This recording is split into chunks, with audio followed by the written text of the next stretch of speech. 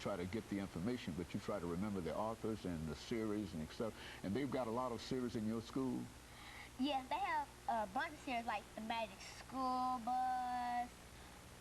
I can know David, all the David books by David Shannon. All those books, they have a bunch of series of them, like science books, science things. They have a bunch of series in my library.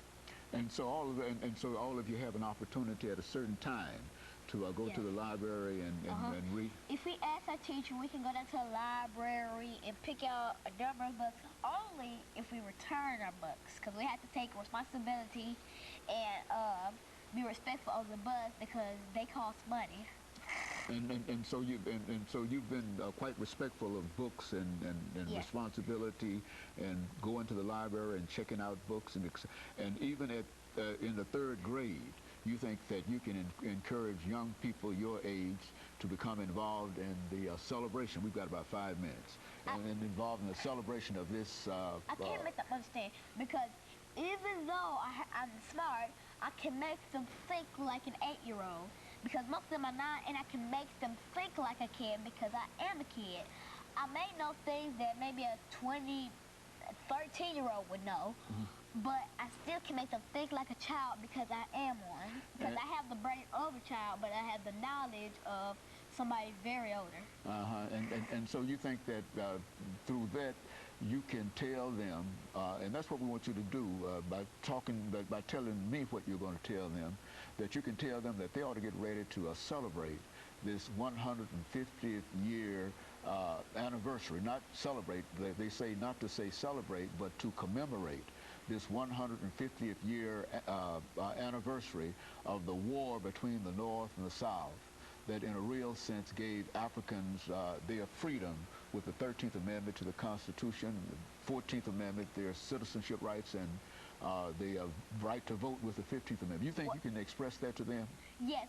Well, most of my kids are into arts and crafts, so I'll say, hey, y'all, can y'all make a poster of the sesquicentennial, the 150th anniversary of the Civil War? And they be like, give me a couple facts and I can make it happen. I'll send them in some pictures, you know, give them some information, write them down some cards. And, you know, they can make a heck out of a couple facts and some cards. They can make the greatest posters you have ever seen.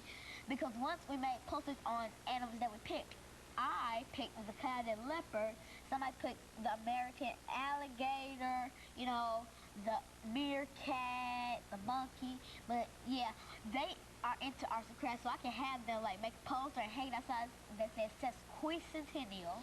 Okay, and so you think that as Tennessee prepares to celebrate over the next 5 years, I mean next 4 years, I think up until 2015, from now until 2015, that Tennessee is prepared to celebrate in the state of Tennessee to celebrate the commemoration of this great event, and that both many activities took place in the state of Tennessee. You think you can get that across to them as well? Yes, I can. Because, you know, I can get it across them because I know the words that will make them think like an 8-year-old, but I have the knowledge of somebody older, as I recently said. And so let me, as we get ready to wind this down, Alana, let me see if we might be able to sort of summarize what we are trying to accomplish here, because you represent what we consider to be the young person in a whole series that we're trying to create dealing with the commemoration of this great event.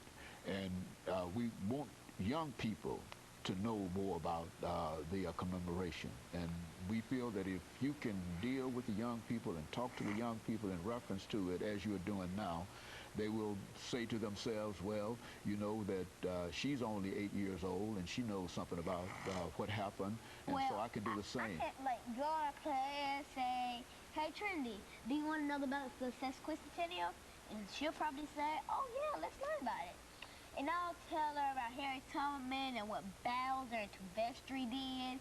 And, you know, I'll explain to her, and then she can tell her friends and stuff like that. But, yeah, I can really get them to understand that, because it means a lot to me for them to understand that, because them being 8 years old and understand like that, by the time they're 13, they'll be understanding physics. It really it strengthens me to know that all the kids have the opportunity to learn about all the good stuff that comes with learning. Very good. And Alana, we've got about a minute. Let me, over this last minute, thank you for coming by and giving us that excellent information. And I think that even though we might have, in some instances, stumbled through it together, I think that the idea here was to simply give our audience an opportunity and give your young people an opportunity to know that this is something that, a commemoration that's important to all ages. And I think that when we go down to the 8-year-olds, it also indicates that all ages really mean all ages, because if your group understand more about the events leading up to this commemoration, then certainly the older individuals and older children will also know. And I think that we can say that Tennessee will have a successful commemoration of this great event. And of course, let me encourage our audience to tune in again next week for another informative edition of Comments. Thank you and good morning.